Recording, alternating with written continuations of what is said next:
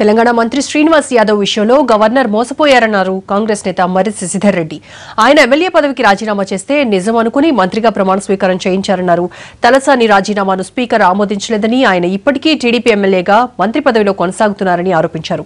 తలసాని విషయంలో రాజ్యాంగం, సుప్రీంకోర్టు తీర్పుల ఉల్లంఘనలు జరిగాయని, ఆయనను మంత్రిమండలి నుంచి తొలగించాలని కోరుతూ గవర్నర్కు లేఖ రాశారు.